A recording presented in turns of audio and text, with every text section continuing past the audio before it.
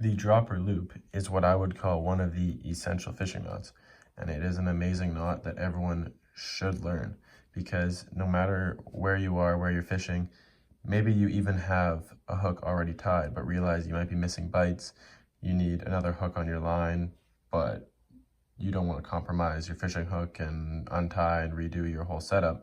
You can tie this anywhere on your line without any of the tail ends and easily tie a hook however you want by clipping one of these ends and then tying your own knot, or feeding your hook through the end and through and just nesting your hook on there.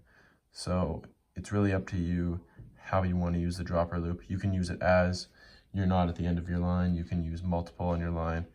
It's really up to you. So we're going to get into a tutorial of how to tie this because everyone needs to know this knot.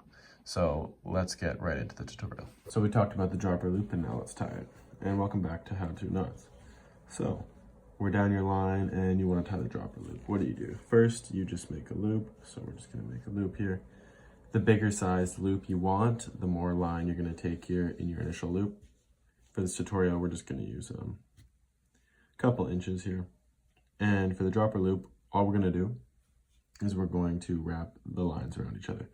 So for thinner line, thinner mono, fluoro braided, like 8-pound test and under, I would recommend around maybe 7 turns. They're not full turns around, about half turns, so one line over the other about 7 times. The thicker line you can get away with less, maybe 6 or 5 half turns, because the line is thicker and it might be harder to tie the more turns you get.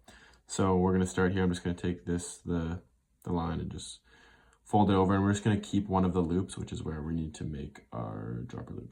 So 1 turn, 2, 3, 4, 5, 6, and 7. And that whole time you saw I was holding one of the openings in the loop there. So now all we're going to do is we're going to take this this part of the loop here that isn't compromised by some turns, and we're just going to take it under and feed it through that loop we've been holding. So feed it under, take it through that loop that we've been holding.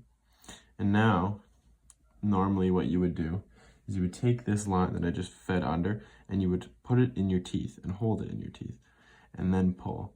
But for this tutorial, you won't be able to see that. So what I'm going to do is hold it with my thumb while I pull on each direction. I'm going to pull from each direction and hold that knot with my thumb, which makes it a little bit harder to tie, but I think we'll manage. So I'm going to pull. There we go. Yeah, so I just held with my thumb there, but normally you put it in your teeth and then you pull simultaneously from both sides and it'll tighten up. But I just had to use my thumb there just so you could see. And then you just pull on each side and that knot will tighten up. There you have a dropper loop. And then what you can do to tie your hook, you can obviously cut this line here because it's not going to go anywhere. You can just cut one of the sides of the loop and tie maybe a clinch knot or a davy knot or whatever kind of knot you want. Or the easier way that I like to do is just pinch the end, put it through your hook, like put the pinch end through your eyelet and then feed your whole hook through this. I'll make a separate tutorial on how to hook a hook on a dropper loop. But yeah, that is how to tie the dropper loop. Yeah. So if you like this tutorial, please subscribe. We're trying to hit 400 subscribers. And like this video and comment what you'd like to see next. Thanks for watching How To Knots.